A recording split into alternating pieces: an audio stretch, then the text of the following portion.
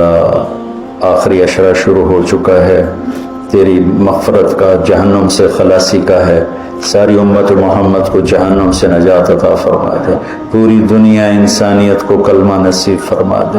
جو تیرے علم میں فرعون ہیں، شداد، حامان، قارون ہیں، ان کے وجود سے دھرتی کو پاک فرما دے اور اسے امن کا، عزت کا، آبرو کا، شرم و حیا کا گہوارہ بنا دے۔ پورا عالم بے حیائی کی لپیٹ میں ہے، کفر کی لپیٹ میں ہے، میرے مولا اسے تو حیا کی چادر پہنا دے، ایمان کا نور عطا فرما دے۔ یا اللہ تیرے بندے جتنے اعتکاف میں بیٹھ چکے ہیں ان سب کے اعتکاف کو قبول فرما اور ذریعہ ہدایت فرما۔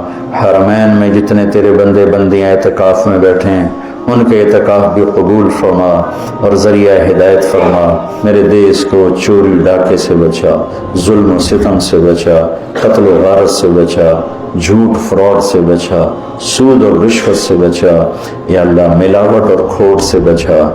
یا اللہ میرے دیس سے تو بدکاری کے اڈے ختم فرما، شراب کے اڈے ختم فرما، جوئے کے اڈے ختم فرما۔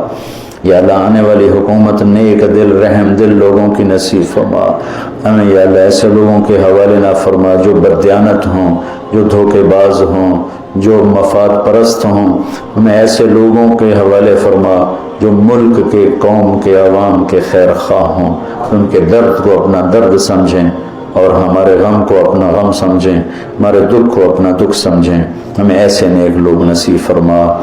یا اللہ جہاں جہاں یہ میرے ساتھ لوگوں نے ہاتھ اٹھائے ہوئے ہیں تو سب کے حق میں ان کی دعائیں قبول فرما، ان کی حاجات کو پورا فرما، آمین۔